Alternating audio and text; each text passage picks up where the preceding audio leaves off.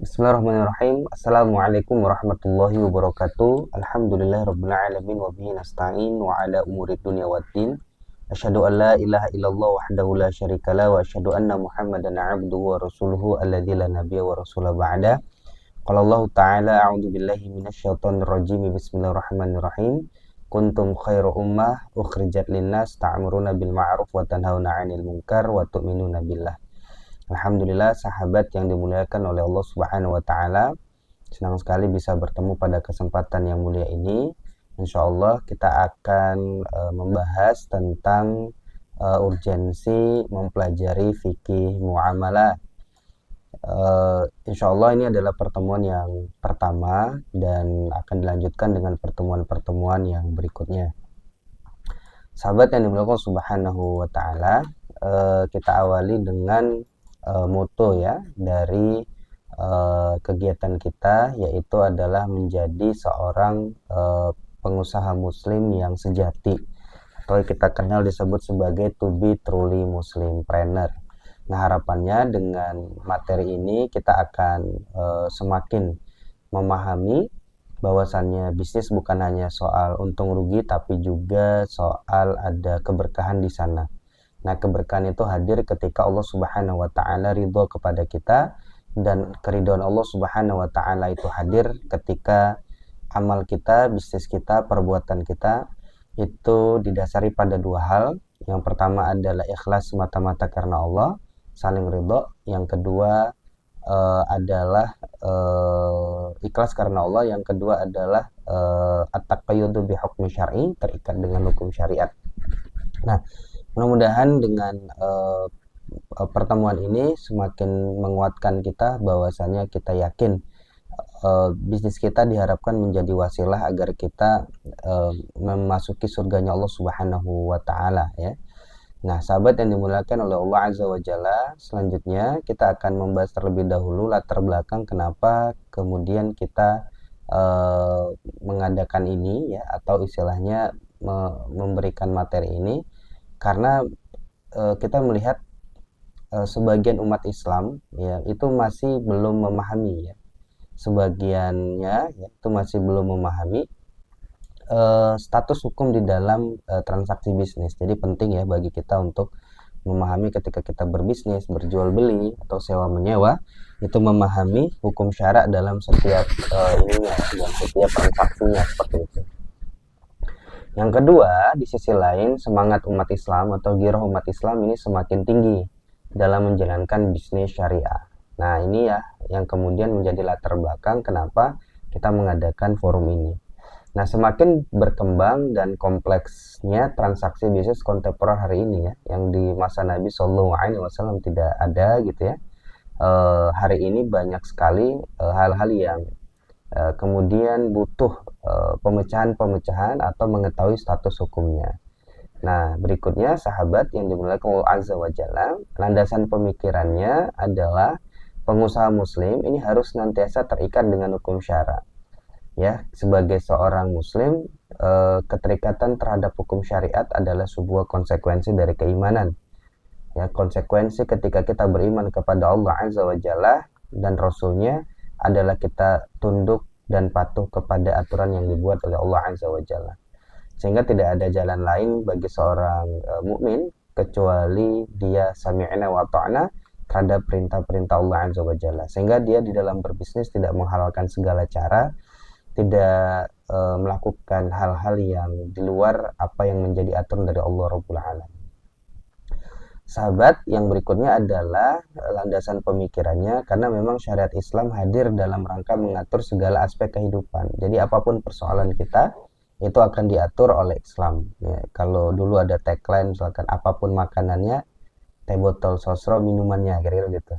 Nah, sekarang tagline-nya apa? Apapun masalahnya, Islam adalah solusinya. Tibyanan likulli syai', kata Allah Azza wa Jalla, menjelaskan semua perkara.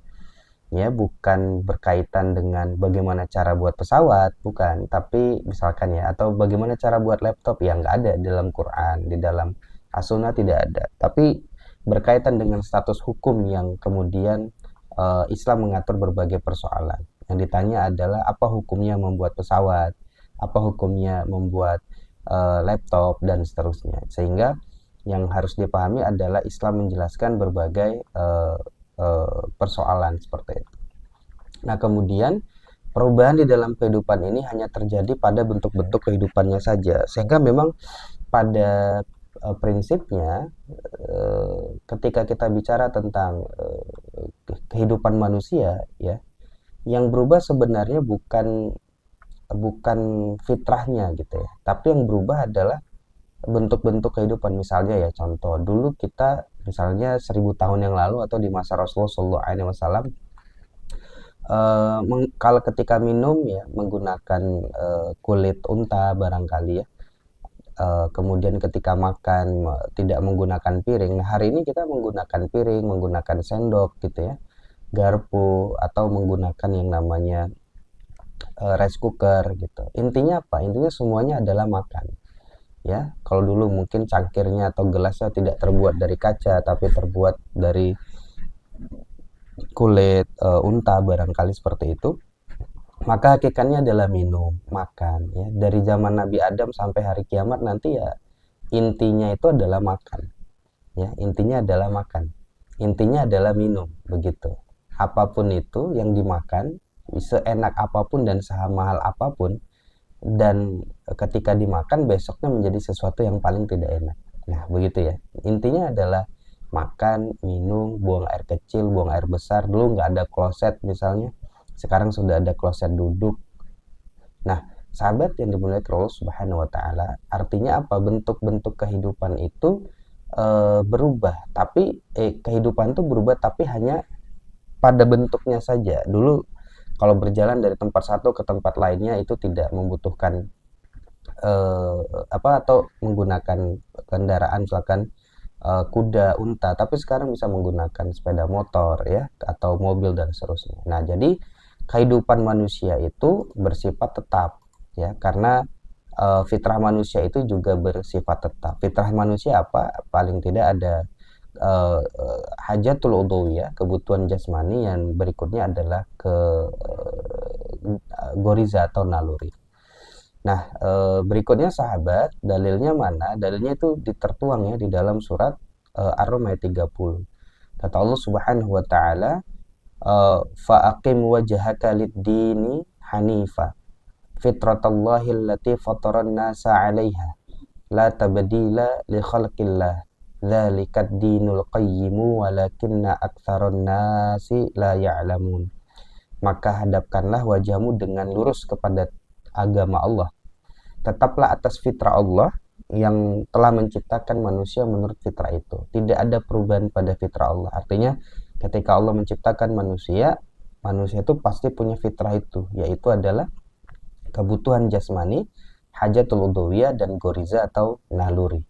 Nah, yang bedanya itu adalah wasilahnya, bentuk-bentuknya dalam memenuhi hal tersebut. Itulah agama yang lurus, tetapi kebanyakan manusia tidak mengetahui. Nah, sahabat yang dimuliakan Allah Subhanahu wa taala, fitrah manusia itu sekali lagi adalah tetap ya. Kita juga bisnis juga dalam rangka memenuhi itu kan, hajatul udhawiyah, kebutuhan jasmani, dan goriza. Sehingga yang paling penting adalah kita memahami segala sesuatu yang kita lakukan dalam rangka memenuhi fitrah itu, dan yang terpenting adalah pemenuhannya harus sesuai dengan apa yang Allah Subhanahu wa taala ridhoi. Baik, sahabat yang dimuliakan Allah Subhanahu wa taala, berikutnya kita akan membahas bagaimana membangun bisnis syariah itu. Sahabat yang dimuliakan Allah Subhanahu wa taala, ketika kita bicara tentang bisnis yang hari ini kita lakukan atau kebanyakan dari kaum muslimin melakukannya ya. Nah, yang paling penting kita melihat beberapa poin ya, atau beberapa pilar yang mesti kita lihat ketika kita ingin membangun bisnis sesuai dengan syariat. Nah, yang pertama kita akan diagnosa dulu. Jadi ketika kita bicara tentang bisnis, maka yang kita lihat itu bukan embel-embelnya syariah atau labelnya label syariah, atau ada tagline syariah misalnya, tidak. Tapi yang perlu kita perhatikan ketika kita berbicara tentang bisnis syariah, ada 4 pilar. Yang pertama adalah bentuk perusahaannya. Ketika kita ingin mendiagnosa sebuah bisnis apakah sesuai dengan syariah atau belum, yang pertama adalah lihat bentuk perusahaannya. Ya, bentuk perusahaannya itu nanti ada dua, apakah pribadi atau kerjasama. Nah, ketika dia kerjasama, maka harus memenuhi syarat-syarat atau ketentuan-ketentuan di dalam syirkah misalnya seperti itu. Apakah sudah terpenuhi atau belum? Yang berikutnya akan dilihat bagaimana pilar dari ketenaga kerjaannya. Akad-akad yang digunakan bagaimana? Sudah sah atau belum? Dan inilah pilar yang kedua. Pilar yang ketiga adalah permodalannya. Jadi kalau kita ingin melihat bagaimana sebuah bisnis syariah, maka permodalannya juga harus didiagnosa. Apakah tidak ada unsur riba, tidak ada unsur yang haram, dan seterusnya. Yang keempat adalah transaksi-transaksinya. Inilah yang kemudian insya Allah nanti akan kita bedah satu persatu. Ketika kita bicara tentang bentuk perusahaan, pisau bedahnya adalah hukum syirkah. Kemudian ketika kita bicara ketenaga kerjaan, pisau bedahnya nanti bahas tentang hukum ijarah. Kalau kita bahas tentang permodalan, kita akan membahas pisau bedahnya sebagai hukum qard, riba, dan hukum syirkah juga termasuk.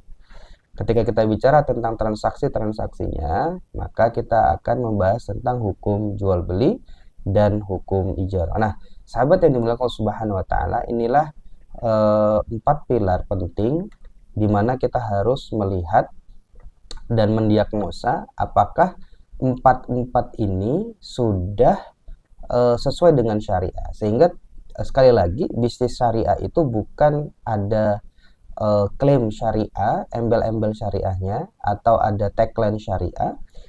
Misalkan ada hotel ya, ada hotel syariah atau ada homestay syariah. Nah, ketika kita bicara tentang bisnis syariah, maka ingat bukan tagline-nya, tapi adalah proses dari hulu sampai dengan hilir, dari bentuk perusahaannya, didiagnosa apakah sudah memenuhi rukun-rukun dan syaratnya, tenaga kerjanya apakah sudah disesuaikan dengan syariat Islam, kemudian permodalannya apakah menggunakan ribawi atau tidak, dan seterusnya, dan transaksi yang dilakukan. Nah, inilah 4 pilar yang insya Allah akan membuat kita semakin tenang ketika menjalankan bisnis. Sehingga sekali lagi perlu didiagnosa apakah bisnis itu sesuai dengan syariat atau tidak terhadap 4 pilar ini. Nah, ini semoga menjadi bahan kita ya, bisa dipahami agar kemudian bisa semakin mengetahui ternyata bisnis syariah itu bukan klaim, tapi harus benar-benar setiap transaksi, setiap fasenya atau pilar ini harus sesuai dengan syariah. Nah, sehingga kita sudah siapkan beberapa materi. Pertama yaitu adalah untuk seberapa besar sih urgensi mempelajari fikih muamalah. Nah, ini insya Allah pertemuan perdana ini. Kemudian kita akan membahas tentang konsep harta dan kepemilikan di dalam Islam. Kemudian konsep akad dalam fikih muamalah, akad jual beli dan jual beli kredit, akad jual beli salam dan jual beli istisna, konsep hutang dan pinjaman, kemudian hukum riba dan jenis-jenisnya. Kemudian yang ke-8 nanti akan kita lihat bantahan terhadap pendapat bunga bank itu halal. Nah, berikutnya insya Allah akan kita bahas tentang hukum sewa atau hukum ijarah. Kemudian yang ke-10 pembagian ijarah dan kontrak kerja karyawan. Yang ke-11 akad samsarah, maklar dan jualah. Yang ke-12 akad rohan atau gadai. Yang ke-13 hukum kerjasama usaha syirkah dalam Islam. Dan yang ke-14 perseroan dalam kapitalisme.